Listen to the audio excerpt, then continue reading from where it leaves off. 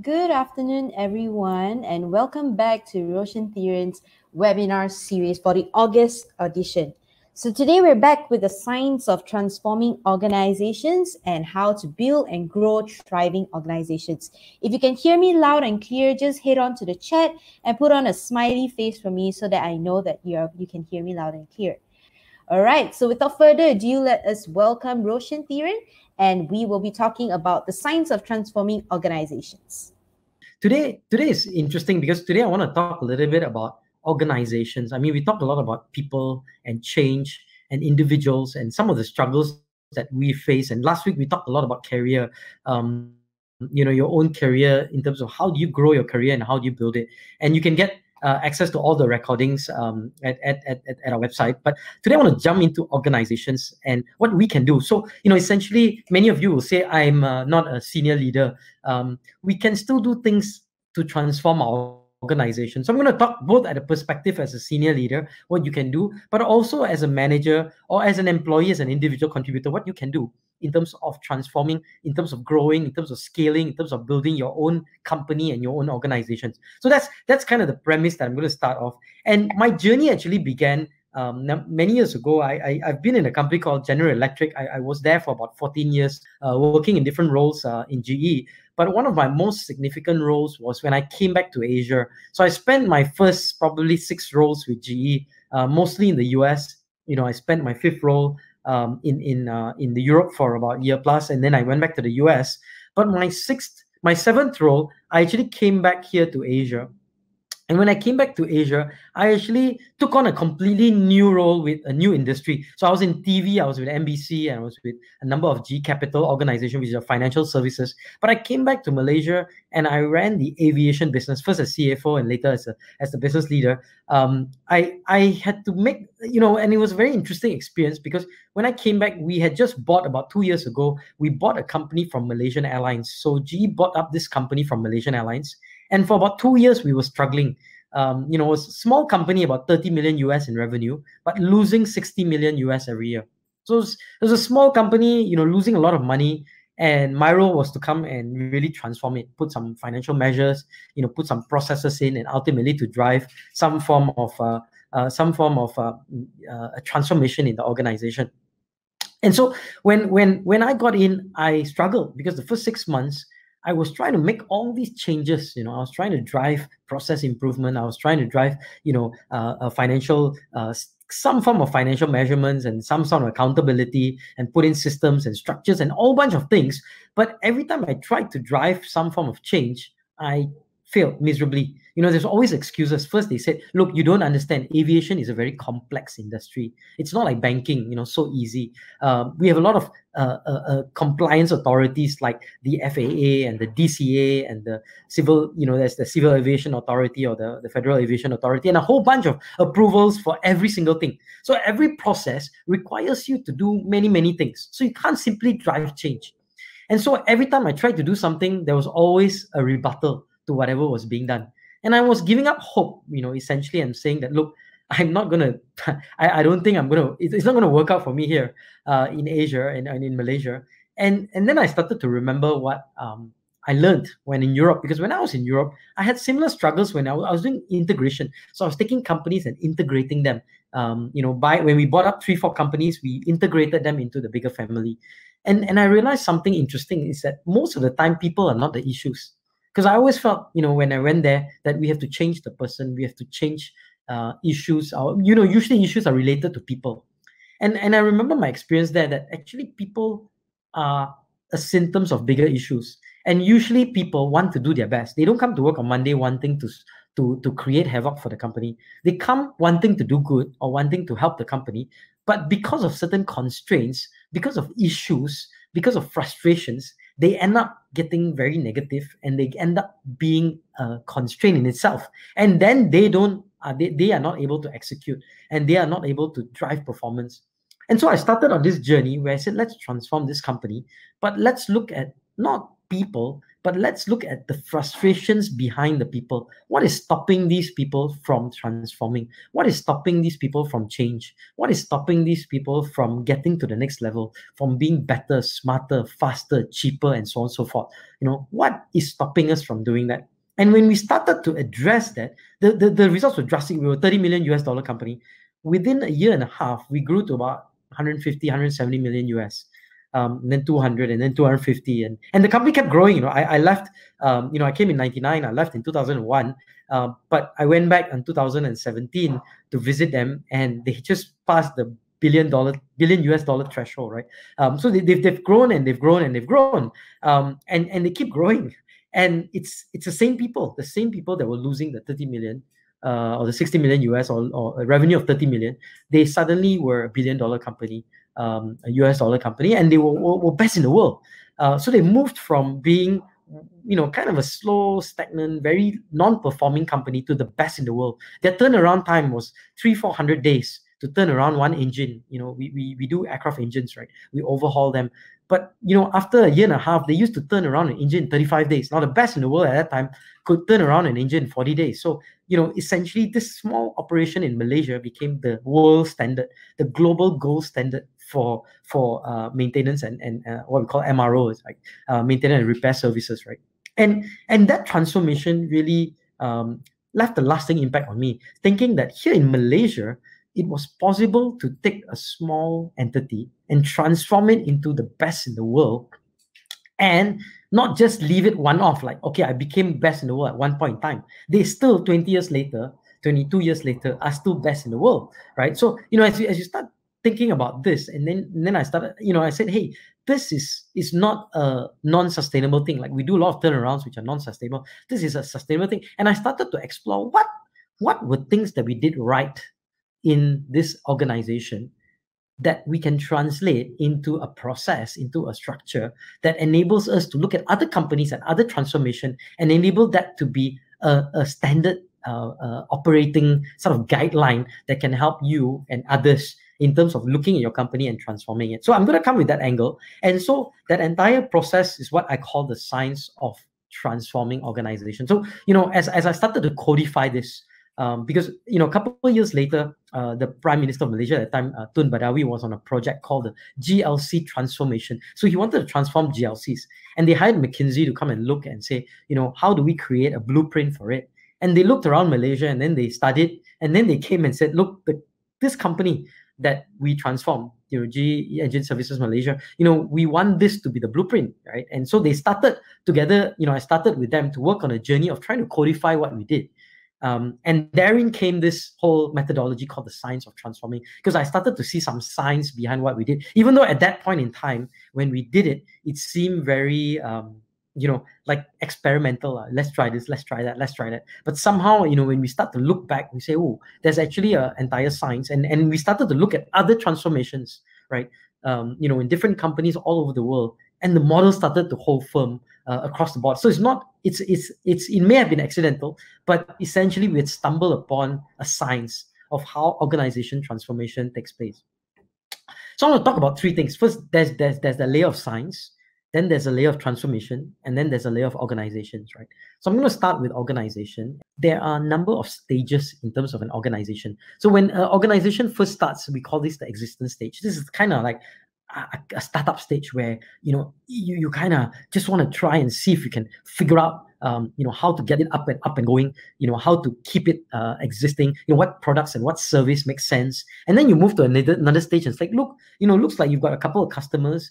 You may have some products, let's see if the product can be scaled, is there a product market fit? We want to stay alive because there's cash constraints, there's a whole bunch of other constraints, and you go to that stage. Then you come to what we call the first level of success.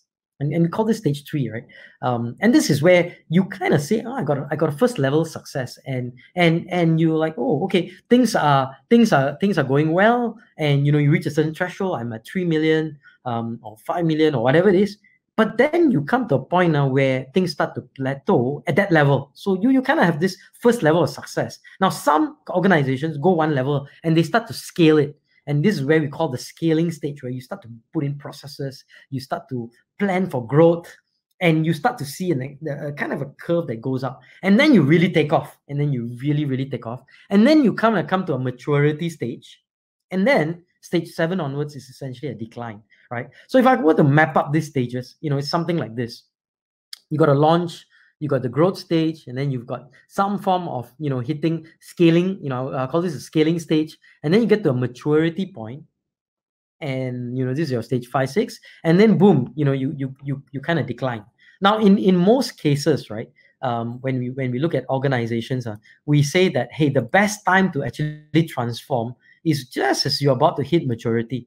That's the best time to reinvent yourself, because now you're hitting the peak, and once you hit the peak, after that it's going to be stable, and then at some point in time it's going to decline.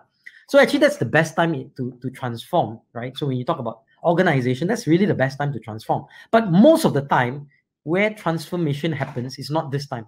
Most of the time, transformation actually happens when you're on a crisis stage. So you decline and go deeper into decline, and then you come to a crisis. Oh my goodness, what's happening? We've got X number of staff, but our revenue is only so much. And this is where 99% of transformation really happens at this stage. And so, if you start looking at the organization life cycle, this is really the best time to transform. But most of the time, this is when transformation happens. And what happens here is you hope that you can transform, right, and have this. But most of the time, what happens is a sliding scale down, and many of them actually fail to transform. So the data tells you about 70% of companies that try to transform, when you're in this stage, they try to transform, but 70% of them actually fail to do so. So only about 30% actually end up managing that curve up, in that kind of a situation. So it's not a very good statistic, if you look at transformation. Now, the problem today is COVID, right? and so you may be in a company that's in a growth stage, you may be a company that's in a scaling stage, you may be a company in a maturity stage, but the problem is because of the economy, because of what has happened, everyone's suddenly a crisis organization. And so suddenly there's a requirement for everyone to transform. And we're talking about digital transformation, we're talking about AI and a whole bunch of other things that are popping up, right? So all these things are issues. Now, Ram has a question. How do you identify that our company is about to reach maturity? Yeah, it's a very good question, right? So, I mean, that's a really, really good question. And honestly, the answer is this. When you start to see your growth rates, so you see as you are in maturity, your growth rate, so you may be growing at 20% or 30% a year or 50%. When you have this exponential growth, the growth rates are phenomenal. You have 50%, 70%. I remember when aviation, right? We were growing 150, 200% on a yearly basis, from 30 million to 60 million to 150 to 180. I mean, we were growing at these crazy rates. But at some point in time, you start to see, oh, I'm growing at maybe 2% or 3% or 5%. And you're growing still, but you're starting to see a maturity. Meaning, no matter how hard you try, you're still growing at about the same rate. So Ram, usually that's a sign. When you start to see this exponential growth rate start to tailor off, that usually is a sign that you have reached a point where your growth is actually stalling into maturity, right? Hopefully that answers your questions, Ram. So thanks for the question. And anytime, feel free to ask questions, whenever you feel that you need to answer, have any questions. So COVID, right? So again, I say typically, right, in most organizations, right, when you look at, typically we always say that the best time to transform is just as you're about to hit the maturity rate. As you're about to be mature, it's a great time to transform. And then you will have this curve up, right? But most of the time we do it when we're in a crisis. When we're in a crisis and we try to have this curve, 70% of the time we fail, right? Okay, so that is to understand in terms of organizations, where should organization transform? Now, today, many organizations are stuck here. We all need to figure out how to make that happen. And many will fail. And so what I want to go into is the science behind how do you really transform, right? So I'm going to spend the next 30 minutes or so really going inside the science of how you transform, right? And feel free anytime to ask questions at the Q&A side. I'm happy to answer them, and happy to take any of your questions. So I talked about organizations. So we've got the stages in different organizations, right? And the best time to transform is actually just as you are in the maturity stage, not after you hit crisis, right? When you start the decline, it's not really great, but it's still better than when you're totally, in a complete decline stage, right? So we talked about organizations. Let's talk a little bit about transformation, right? So what does that mean, and what does that really entail, right? So first, let's talk. Remember, I told you about 70% of most transformation projects. I think even now, if I look at the latest, it's about 83. It goes even higher. Every year it changes, but it's between 70 to about 85%. So every year when we look at the transformation data, it kind of varies. It was 80 some. It was in the mid or the low 80s last year. But majority of transformations, 70 to 80% fail. And many people actually, you see this in many organizations. They will try to let's do a transformation project. We have a transformation office. We have this. We have that. And usually they do a short-term transformation, but none of it is long-term transformations. And what I want to talk a little bit about is how do you get to long-term transformations? Now, most of the time, transformation fail because of what? Because of people, right? It's a fact. Most of the time, transformation is driven by people, and they are also the cause of why transformation fails. Because we try to understand this. When you try to force, and this is very interesting, right? People, one of the things we always say is that people fail to change because people hate change, right? That's what the wisdom is, that people hate change. Actually, the reality, the science behind it tells us that most of us actually like change. We like to read a new book, or we like to watch a new thing, or we like to go for a new movie. We don't want to watch the same movie 20 times or 50 times and so on and so forth. So we do like some form of change and variety. The problem is we don't like how we are being changed, right? So this is very important, especially as leaders, to understand, as the driver of transformation. So I'm the CEO of a company. I try to transform transformation. I try to drive change in my company, whether it's a business pivot or something else. Most of the time, we don't like the change because of the way the change is trusted on us, right? So we don't like to be changed. We like to change, but we don't like to be changed by others, right? And this is part of the reason why transformations fail, is because many times change is trusted to you and pushed down, right? And in spite of all the changes, we actually don't change the levels that need to help you change the organization. I'm going to talk, and some of these things will make sense as we go along, right? So change itself is very fearful because it's threatening, right? But to some it can be very hopeful, and to some it can be very inspiring because it helps us to part a new way. So how do you move from that fearful to that confidence, right?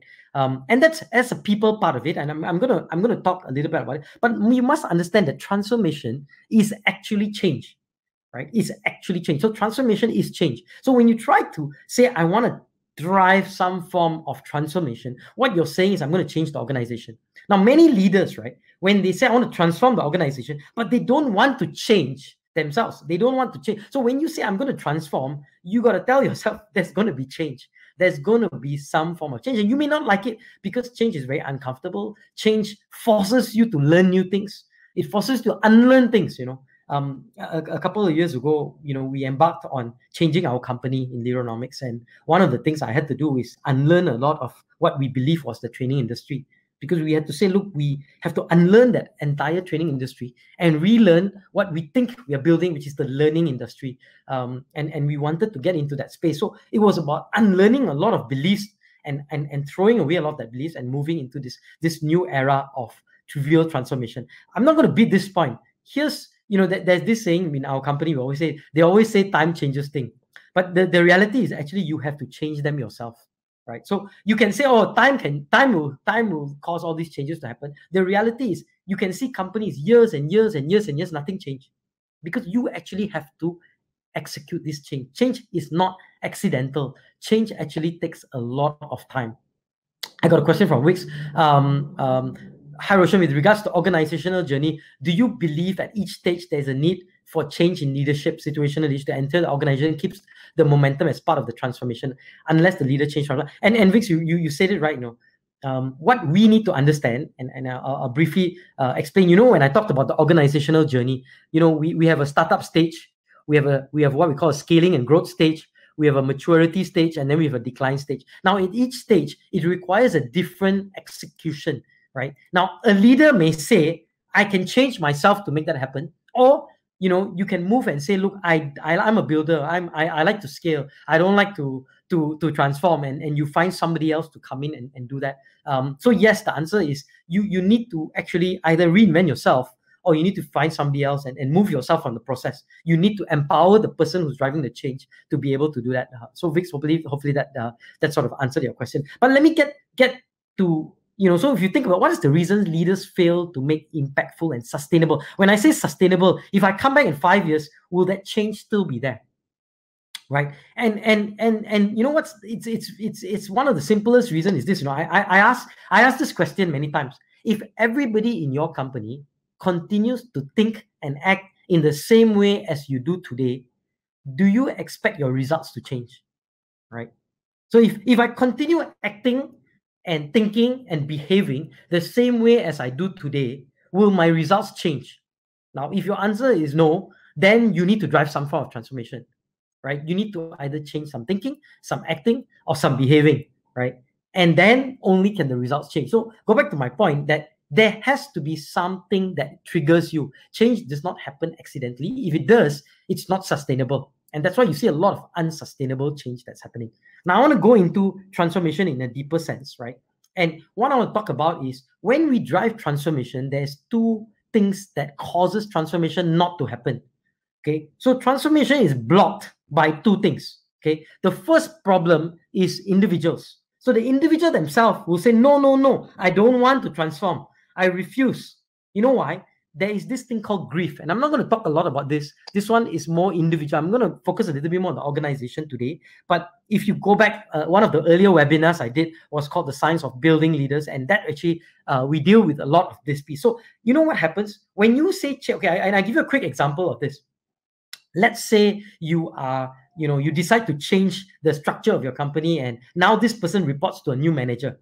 Now, when you make that change, and maybe their portfolio has changed. Before that, they cover the whole of Malaysia. Now they only cover a certain region. Now, what happened is this person saying, I'm very upset because I was very attached to my old manager.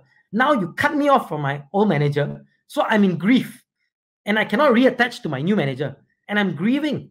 And although it doesn't come out because we are all professionals, we act in a certain way and we say, oh, no, I don't grieve. But the reality is I cannot reattach until I overcome my grief, right? And so there's a process of grieving. I need to be in denial. I'll go through all kinds of things, right? I'll bargain, I'll be angry, I'll be sad, and so on and so forth, until I come to acceptance, until I come to gratitude. And then I can reattach to my new manager, or I can reattach to my new territory. So in that whole time, right, these are individual things. Now, there's other things like beliefs. We say, no, I've got many employees or so. No. We believe, oh, no, training's like that. You don't understand. But I'm saying the world has changed. COVID has changed. We have to go digital. We have to do this. No. Cannot, right? So there are also beliefs, right, that are constraining some employees, right? And I'm not going to talk so much about all these things at this point in time. I want to focus on a part that we tend to not talk about. So you go to a lot of motivation pieces, they address it. A lot of times when we look at organizations do a lot about this piece. How can I change their mindset? How can I change their beliefs? How can I drive engagement? How can I enable them to grieve? How can I enable them to address issues? But these are individuals, right? This guy refuses or this girl refuses to change. But here's the other part that's very interesting, which I found when I did the transformation in aircraft engines. And this is the real reason why we became very sustainable, is what I found very interestingly is that in companies, there is things that the company does that stops your employee from performing. You say, no, cannot be. But I'm going to walk you through some of these things. In your company, you are doing things in your company that's actually stopping your employees from performing. So many employees, right, they come to work on Monday, right, and they're saying, okay, I'm excited, I want to go to work, I drive there. And as they drive, they park, they start to look at their desk, then they look at their co-workers, their colleagues, then they see their boss. By 12 noon, they want to check out of the company. And they're very frustrated. Why? They're not frustrated because they themselves have issues. They're frustrated because actually, as an organization, we've put certain constraints in front of them. And these constraints frustrate them and cause them not to perform. So I'm going to talk a little bit about these constraints. And this is what I call organizational constraints. And this is what I call the science of transforming organization. I'm going to talk about 4 of these constraints, right? So I'm going to go to this last part, science, right? And so what is this science, right? So this science is a framework. So I'm going to very briefly tell you the science. I spent about 20 years now, and we looked at a number of things, in this framework, right? But ultimately, as we looked at all these pieces, and I had McKinsey in the early days helping me think through some of these things. But ultimately, as we went through this, we perfected it, and we said ultimately there's 5 pieces to it. I'm not going to talk so much on leadership because that's covered in our Science of Building Leaders, but I want to talk about these other 4 areas: business model, alignment, structure, and culture. And it's not what you think it is. Now, if in each of these pieces, we as a company or we as leaders in company are actually creating issues in each of these areas that are causing us to stop our employees or stop our team, if you're a team manager, or even as an individual contributor, sometimes we do this to ourselves to stop doing this. Now, the best, I wrote an article about 5 years ago and laughing about this because Star Wars came out, and I said, the best example is Star Wars, in Star Wars, right? We have this guy called Darth Vader, and we have this thing called the Empire, right? There's an empire, and then later they call it the first order, and the Empire keeps changing name, but ultimately it's the bad guys, right? Now the Empire, for whatever reasons, they cannot succeed one. They always fail, and the reasons they don't succeed is because they have business model issues, they have alignment issues, they have structural issues and cultural issues, right? And if you think about it, right, the business model of the Empire, at least the first 2 Star Wars, right, episode 4, 5, 6, and episode 1, 2, 3, and then later episode 8 also, it's like this. The only way for us to win is to make a Death Star and destroy planets, right? And so they make this Death Star, and somehow, so that's their business model, build a Death Star. Somehow that business model, right, doesn't work because the guys, come and destroy it, the rebels. And then in episode 8, they do the same thing. First of all, let's build a bigger Death Star, right? And no matter how they keep doing, the business model is still the same. The same old obsolete business model they use over and over again. And somehow that business model doesn't work because the resistance keep doing this. Now I'm going to talk about alignment and structure and culture in a bit. But, as we start thinking about these different layers, right? And I'm not going to go through the methodology, right? As we start thinking about the layers, right? I'm going to go to the business model. The business model is the most simplest understanding. Many times, right, in our company, right, we actually have obsolete business models. You look at companies like Kodak, who died, and Eastman Kodak, and later, you see this across the board, borders, and so on and so forth. You have an obsolete business model. Nokia is a great example, actually. In 2007, Nokia was the market leader, 2006, 2007. And then suddenly Apple and Samsung, Android and iOS came about, and the business model changed. But Nokia keeps saying, okay, in 2005, the same head of sales was the best sales guy in the world, selling the most number of mobile devices. Suddenly, in 2007 or 8, this same guy who was so successful, doing the same thing, couldn't sell. And you can blame him, a lousy sales guy. Let's go and hire the Apple sales guy to come over to Nokia, or let's hire the Samsung guy to come over.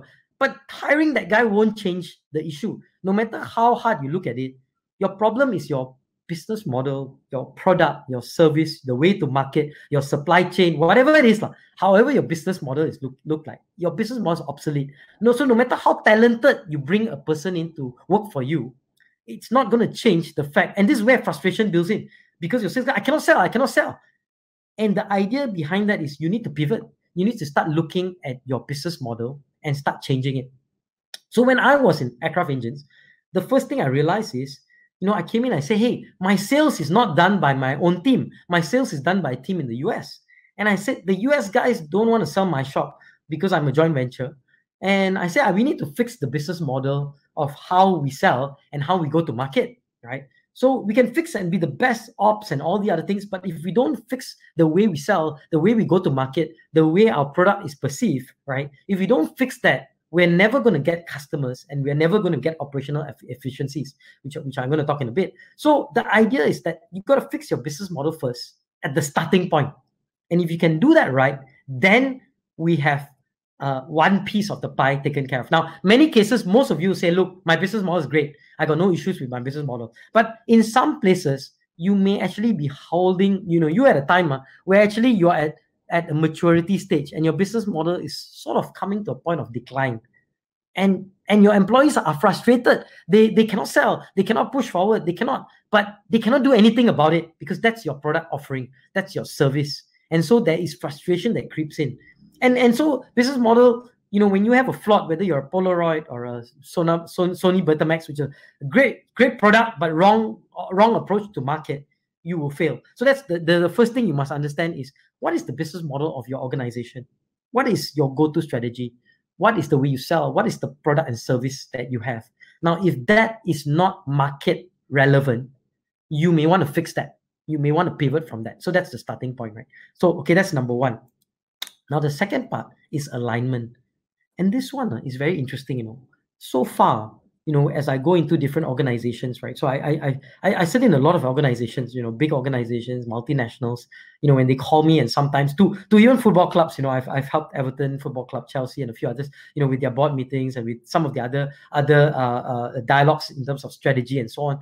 As I sit in on these meetings, one of the biggest issues I find, I think 60 to 70% of companies may not have business model issues, but they have this issue. They have an alignment issue. And most of the time, here's what I see. I see a very smart CEO who's very clear. Here's where I want to go. Here's how we're going to go. But the translation of where the journey of and how to go and where to go does not translate well across the organization. So all your employees are working very hard. They all say, let's go, let's go, let's go. But one is going up, one is going sideways, one is going north, one is going south, one is going here. And everybody's working hard going somewhere, but nobody's going in alignment. Everybody's going all over. So you got very hardworking people working very hard, but the companies seem to be very spread out. The companies seem to be very tired. The companies seem to be stretched. And we say, why? Everyone's working hard, but we don't seem to have progress. And the issue is really an issue of alignment. Let me ask a question, and feel free to answer this. Anyone can answer this, and I'll see whether we can give you a present for this. Answer this question. Above all, a leader must be what? The most important thing about leadership. What is the most important part of leadership? Above all, a leader must be what? Must be, fill in the blanks. Throw in your answers. What you think the answer would be. Above all, a leader must be. Go ahead. You can push your answers on the chat if you want. I'm going to pause for a second.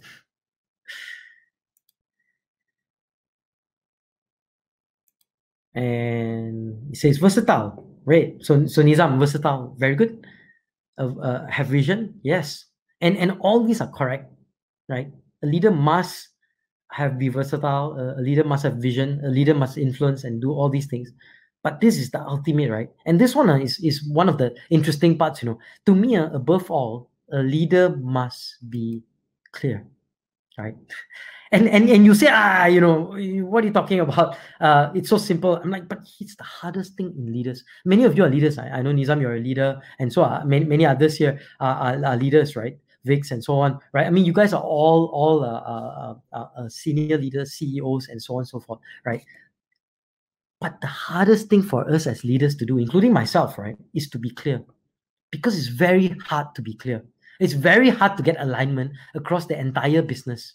And to me, that's what alignment is, Alignment is enabling everybody in the entire business to understand the same thing, to execute the same thing, and to move the same way, right?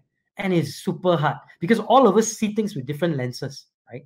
And this is one problem that we have, because when you as a CEO say, okay, let's do this, the manager below you starts saying, okay, guys, let's do this. His team says, okay, this is what my manager said I must do. Then suddenly they hear the CEO say, but I thought the CEO said this. And then they start to have squabbles, they start to have issues. And this is where employee frustration starts to boil. Employees get frustrated. I don't know what to do. This guy says this, I'm doing this, but I think this is the best, right? Because the employee himself has their own perception of what to do, right? And so I suggest for you 3 clarities. That is a must clarity. So if you are a leader, right, when I talk about alignment, I say 3 things that you cannot compromise, right? The first thing is vision. You must be clear where's the end goal. Where, at the end of the day, in the next 5 years, 10 years, I don't know, 100 years, where is our company's end goal? Where's the vision? Where am I going to go? And this one, every single person in the company must be clear. Okay, that's the end goal of the company. Okay, that's great.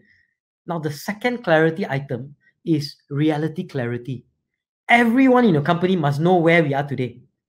So about 2 months ago, actually when COVID hit in March, right, we had the lockdown in Malaysia. So I straight away said, guys, let's understand. In 2007, when we set up our company, we were here. 2018, we are here. 2020, we are here. But COVID actually has taken us to this new reality. Now we are in a new line. Okay, I'm creating a new line, but we still want to get to the same vision, right? But the line has now changed, and all of us need to have a clear sense of reality. And we make it very clear. Everybody, here's the reality. It's a new line of reality. And because now reality is here, we want to get back here. And we might actually have to move and journey in a slightly different way. But everybody must have clarity. So we say, okay, our line is like this now. We are 2007 here. We move here now. And then we're going to move up here. And we're all going to move up together, right? And now the final clarity, right, is vision clarity, number one, reality clarity. The last one is mission clarity. Now, for us, we are here. We moved here. And because of COVID, we moved here, but we want to move back here, right? So now, for us to move from here to KR3, which is key results, this is my 3-year plan, my 2-year plan, my 1-year plan, whatever it is. I need to have a mission. This is our mission. Our mission for the next 3 years, our mission for the next 1 year is to get here. And what does that mean, right? And after that, once you have mission clarity, you empower the teams. I don't know how you get to your mission, you just get it, right? But once you have that clarity, you let people do their thing, you empower them, but you guide them by having steps or overall big step, which is the vision, but kind of reality where we are can be here, but also high level mission, right? Okay, next 2 years, next 3 years, what's our key results? What is the key result we need to hit? What are the outcomes that we need to hit? And I think we allow the teams to figure out a way to get to that point at themselves. So that's it. 3 clarity, if we can get, and this is what alignment is all about, getting these 3 clarities. Okay, I'm gonna go deeper a bit now. Systems and structure. Now, this is very interesting. People actually behave. Behavior actually is dictated by what? Behavior is actually dictated by structure. So if you structure, okay, you report to me, somebody else report to somebody else, they will behave according to the boss they report to, because the boss will want it a certain way. If you say commission, I pay commission on sales, people will sell, but they won't do collections because I'm not paid commission on collections. If you pay commission on sales plus collection, then they will start collecting money, right? So a lot of our structure, our policy, our process, all these things dictate behavior. So if you want certain behavior, you change your policy, you change your process, you change your structure. And this actually became very clear to me in 1997. I was working in New York, and I was working for a company called NBC Universal, which is a TV organizer. I was the CFO of news, right? So I was a finance guy, for the news and sports piece of the business. And I remember Jack Welch in 1997 came and said, guys, I want all of you GE businesses to drive Six Sigma. So Six Sigma is a quality program. And we guys in NBC were looking and saying, Six Sigma, what is this Six Sigma nonsense? We are a creative company. Why do we need manufacturing BS called Six Sigma? And we say, but Jack, look at his face. You look at how angry he is, right? I mean, you look at his face and you get scared. You're like, okay, boss say we do, right?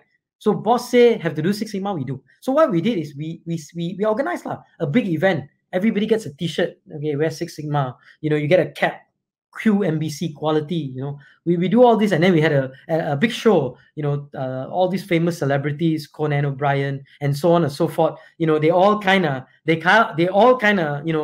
came on board, and they all kind of basically did a song and dance essentially. And so essentially what happened was after 2 weeks we forgot about Six Sigma. So now 3 months later, Jack Welch came to our meeting, and Jack said, okay guys, tell me what's your mean, tell me what's your standard deviation, tell me what's your Z. These are all Six Sigma terms. And all of us look at Jack and like, what is he talking about? Because none of us really implemented Six Sigma. We just did a song and dance because boss said so, right? And then Jack Welch did something very strange. He got very angry. He said, I want to fire everybody at NBC, but you can't fire everybody. So in January 1998, I remember I got an email. This email just started to come out. January 1st, Jack Welch sends an email. So every month he send an email. Every year he send, great year, everyone. 97 was a fantastic year, blah, blah, blah, blah, blah, blah, blah. At the end of the last paragraph, by the way, beginning January 1998, nobody in GE can get promoted unless you are Six Sigma certified or green belt certified. You put green belt, right? Green belt is the lowest or like second level. You got yellow belt and then green belt and then black belt and master black belt. So it's like the second level. Nobody can get promoted unless you are green belt certified. Now, before that, I had no interest in Six Sigma. But on that day, I straight went to GE's learning portal, registered for my Six Sigma green belt training, and then I was thinking about it. Might as well I register for black belt also, just in case next year Jack says must be black belt certified, right? So I registered for black belt. Then I asked my friends, hey, what y'all do? I just register for Six Sigma. Everybody suddenly got motivated to register for Six Sigma. Everybody got motivated to do Six Sigma projects. Now, all it did was a policy change, right? So policy drives behavior. Policy, structure, systems, they drive behavior. So if you want to drive a change, I want to become a learning organization, what structure must you build? So think about change. When you drive change, I want us to be transform this part of our business. I want to pivot the business. I want to do certain things. I want to change my business model. You must also change the structure. You must also change the reporting. You must also change the entire organizational chart, because your organizational chart is going to dictate behavior. So if they're organized in the same old way, and you want them to behave and act and drive a new business and a transformed organization, it's not going to change. Things are going to be back in the same old way. So when you drive a business change, you need to have a structural change embedded in it. Now, the last part I want to zoom in is culture. So culture is very interesting. Most of us blame everything on culture. It's culture, it's culture, it's culture. I want to tell you something. That culture is actually beliefs, right? So it's not about having a nice football table and having a week or a PlayStation in your company. Culture is actually beliefs. And I want to tell a quick story because when I moved to New York in the early 90s, I moved to New York City, and New York City was very interesting in the early 90s. It was a horrendous place to be. It was the crime capital of the world. The highest murder rate across the whole world. It was the murder capital of the world. And I remember, I remember in 92, late 92, early 93, when I was I was walking in New York at 10 o'clock, they say, hey, you don't walk past 8th Avenue, because it's very dangerous and this and that. Now, in 1993 January, there was a new mayor that came into New York City. His name was Rudy Giuliani. And Rudy Giuliani had this belief that the problem in New York City was not an issue that people were bad and it was, horrendous murder and so on and so forth. He believed that the issue was a cultural issue.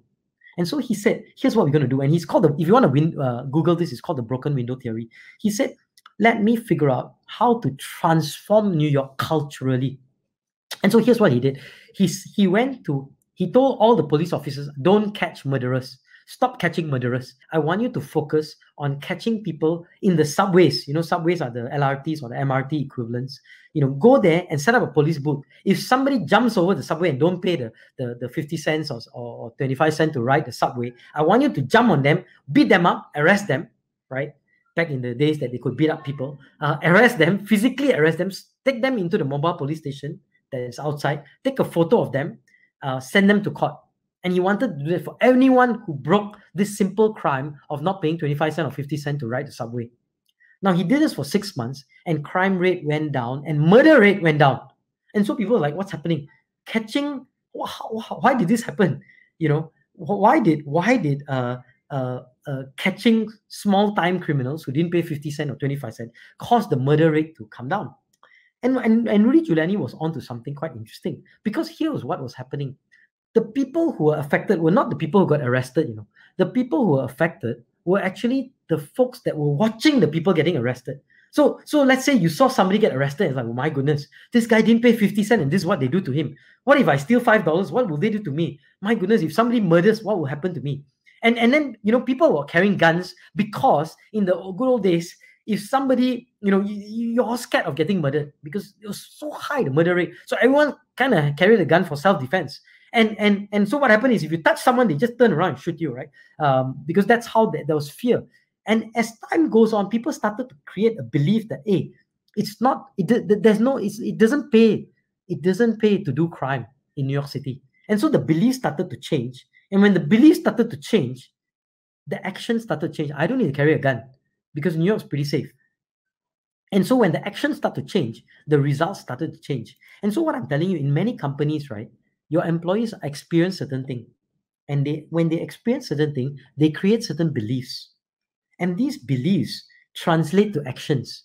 And these actions translate to result. So even though many times, right, we always do this, many times we always tell ourselves, hey, let's figure out how we can come up with beliefs, right? We kind of say, let's come up with new results. In 2019, we did 10 million sales. In 2020, let's do 50 million or 20 million or whatever. And so we come up with actions. Here are some actions for us to achieve these new results.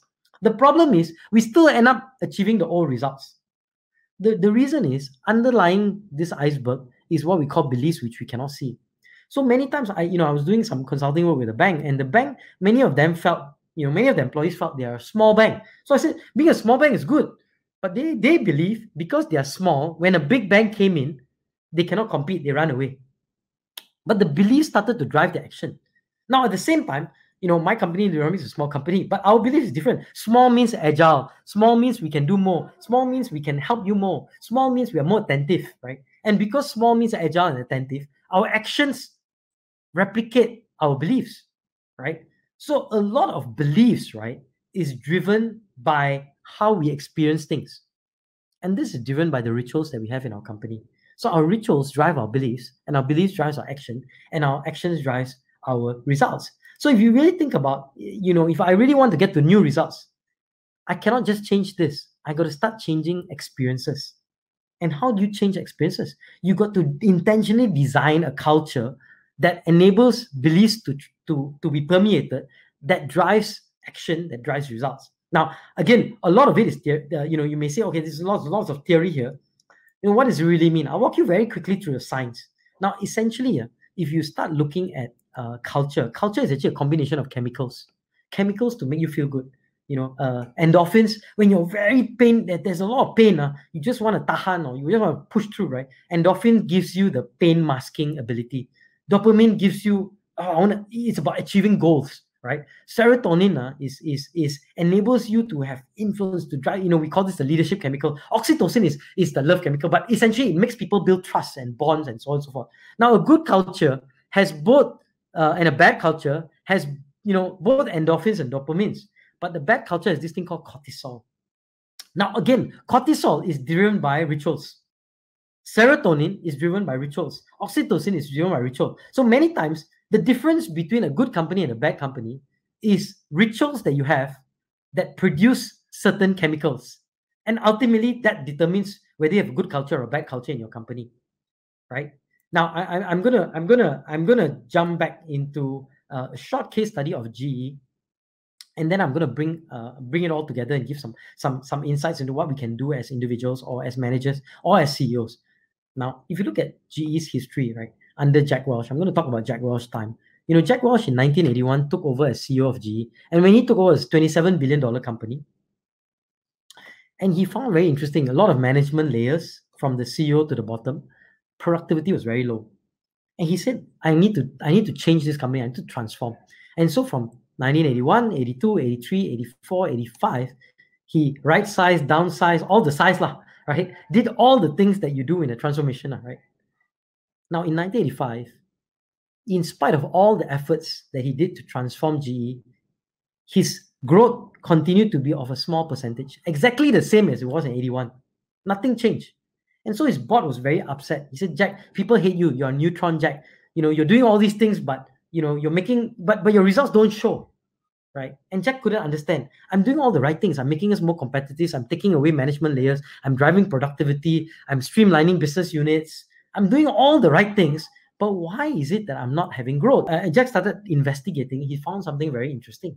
He found that essentially when he was firing people, because GE had a belief system that once you join GE for life, you're going to be a GE lifer. And so when you fire somebody, what happened was people start to say, hey, that's not fair. So the managers will say, hey, I'm sorry I had to fire you. This stupid Jack Welch asked us to fire you.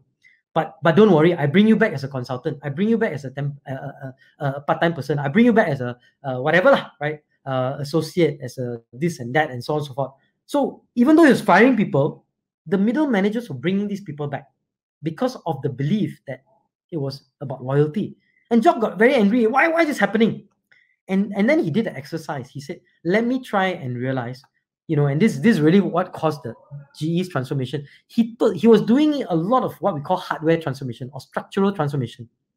But what he failed to do is what we call the cultural transformation. And cultural is what we call alignment and culture. And the structural piece is the business model and structure or process, right? So it's actually at times, you can do this really well, but if you don't do the cultural piece, which is alignment together with culture, you will fail miserably. And so he started a journey from 1986. I said from 1981 to 85, I did all the structural pieces. Now from 87 onwards, let's do what we call the cultural pieces. And he said, what is the culture that we want to destroy? Right? We want to create a culture of empowerment, bureaucracy busting, because in GE, we got a lot of bureaucracy. There's so many layers for you to sign off. Everyone is trying to save their ass and this and that and all kinds of things. And then he found, another issue in GE. GE people always think that the best ideas come from GE because they created, from electricity to light bulbs to power systems to aircraft engines to TV to radio, whole bunch of things all came from GE, right? Innovation to the MRI stuff and so on. So people were very incendious, in internal looking. So he said, how can I make GE look outside of GE? So he started to say, what is the culture that he wanted and what is the culture we are not? How do we make customers successful? How do we digitize and be more productive? How do we drive? So he started to look at all the cultural issues of GE. And then he started saying, let me create Workout, which is a way of empowerment and bureaucracy. How do we steal? He started a stealing campaign. Let's go to other companies and steal best ideas. That was this campaign over here, right? It was about, and so we went to Motorola and stole Six Sigma. They went to Mazda and stole supplier productivity. They went to Walmart and stole QMI, quick market intelligence. So the idea is to go outside and steal the best ideas, come back to GE and drive it. And we reward stealing. Then he said, okay, how do we change faster? How do we go bullet train thinking? So each of the programs that were done in GE was to drive cultural beliefs. These were rituals in place to drive change in GE. And so it was about, many times as leaders, and when we drive change, it's about activity. But what we learn is that it's about structure. And structure is a combination of their business model, fix it, make sure that's right. And that's why in GE, somewhere in 85, 86, he said, okay, I need to either sell if you're not number one or number two, we want to sell, fix or throw you away, right? And that was business model transformation. So it's a structural change, but it has to be coupled with a cultural change, which is alignment together with to your culture or the beliefs, right? Now, so what does all this mean, right? And so, what you can do is, if you are looking at your company and say, is my business model solid? Do I have the right business model for the next 3-5 years to take my organization forward? Internally, is there alignment across my business units? Is there alignment across my departments? Is there alignment on where we need to go? Remember the three things: where we want to go, the reality, the vision, reality, the reality clarity, vision clarity, and ultimately how we want to go there, the mission clarity, right? What kind of structures do we need to support the business model and to support this vision that we want to drive? And what kind of culture do we want to intentionally design, including the rituals that we need to build to support us to enable this whole thing and to remove frustration from our employees? Now, if we can do all of these, right, we are then building sustainable businesses. And the starting point is to use this as a diagnostic tool. So and you can download. I'm gonna let you have the handouts. So if you go to the handout section, you can download this entire deck, right? So if you want to ask clarity, I talked about clarity, right? So when you drive change, right, what are questions you can ask? Do all the employees understand there's a compelling case for change? Are key results understood by all levels of employees? Do we have a consistent message that we're communicating, right? Competency, coaching. If you want to go one more level, business model, is that the right business models? Are we driving performance? Our products and services correct? Is our positioning right? The way to market, the way we have, do we have the right partnerships? Today in this new era, we added one more element of business model, because a lot of business models driven by partnership, right? So these are questions you can use to ask yourself, to diagnose your own business, right? What about culture? Motivation, mindsets, manners, and motive. Double put that. Sorry, ignore this last part here. It's motivation, mindset, and manners, right? And lastly, on structure, do we have the efficiency, the enablers, the effectiveness, and again, okay, I've double counted myself here. But as you look at these, right, these are questions you can ask yourself, and you can ask your business, and you can self-diagnose, and you can start to understand how you can drive the business forward by yourselves. So with that, I'm gonna open it up if there's any quick questions. If there's not, hopefully this has been useful for you. Again, ultimately it boils down these four things lah. Is your business model the right business model? Do you have the right alignment in your organization? Do you have the right structures and systems? And ultimately, have you built a culture intentionally to enable your business model and alignment to happen? And I think if you can do all this, right, ultimately you will have a very sustainable and transformed business unit. Go to the handout section and you can download the handouts. Again, thank you very much for your time. If there's any more questions, happy to do that. Thanks again for your comments. Wish you all the best. I'm going to pass the time back to Andrea for the final pieces. Andrea? All right. Thank you so much, Roshan, for this amazing webinar. Thank you once again, everybody, for tuning in. I'm just going to play a quick video to show you what's coming up next for our Roshan Thiran webinar series in August audition. Thank you, everybody.